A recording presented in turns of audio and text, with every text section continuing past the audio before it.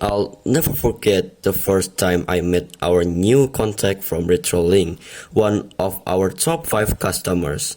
I had traveled to their office to meet him in person, talk about the history of our companies together, and define a shared vision for future cooperation.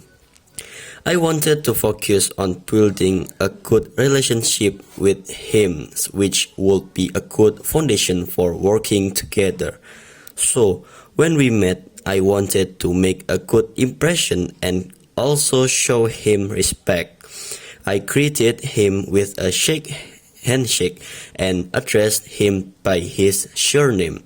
When I put my hand out, I realized he had been moving in to give me a hug.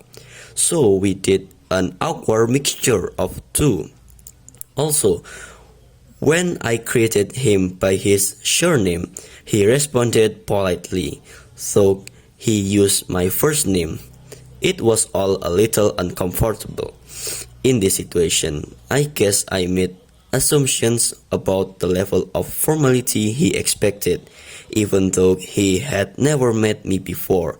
He knew our two companies had been doing business with each other for years, and he wanted to build on that history by being less formal with me from the beginning. The real learning here for me was that I shouldn't assume we all have the same ideas about meeting people for the first time.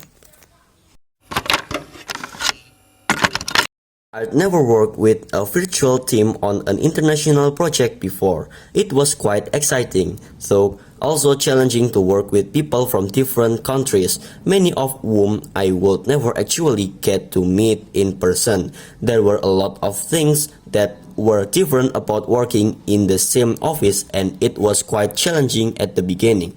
For example, there were different time zones, different IT systems, and even different local regulations, which impacted on what each person was allowed to or able to do for the project. There were also interpersonal differences, such as different ways of working, approaches to deadlines, and when to reply to emails. And we shouldn't forget the fact that English was the project language and that most people on the team had to work in a language which wasn't their first. A positive of this was that it meant that everyone, including the native English speakers, had to make the efforts to communicate clearly and clarify their own and everyone else's understanding. To help us all get on the same page, we defined the communication norms and the rules the team would follow, as well as the meeting dates and deadlines. We laid this all out in a document called a team or project charter. This was really useful, and in the end, the project was a great success. I'm looking forward to working on my next international project. I went through a bit of a rough path last year at work.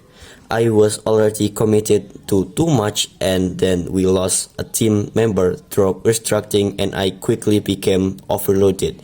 This led to me doing too much overtime and feeling very stressed. My boss was really helpful, and she pushed back against the unrealistic targets that had been set for our department. She also introduced me to the SMART approach to goal setting. It's an acronym, SMART. You use it to create goals that are specific, measurable, achievable, relevant, and timely. I used this approach to deal with all of the things that were overloading me. It helped me to prioritize some tasks, to do some later, and to drop some completely. I often use this approach now and feel much more in control of my time and workload. Have you ever missed a flight or had one cancelled? I did. It happened to me last week. My flight home from a business trip was the last one of the day and we were told it was going to be delayed. That's always a race at the end of each day. The ground crew kept extending the delay until eventually they cancelled the flight completely. They then told us to go back through the airport to the departures area to talk to their agent who would organize hotels for everyone and rebook us on the following day's flight. As soon as they made the announcement about the cancellation, I knew I had to think quickly as it would not be likely that the flight would have capacity to take everyone from my cancelled flight. I hurried back through the airports and was one of the first to make it to the desk. That turned out to be a good idea as there were only 9 seats available on the flight the next morning. Everyone else had to fly a different airport and then continue back to our destination airport in coaches. Lucky me, right?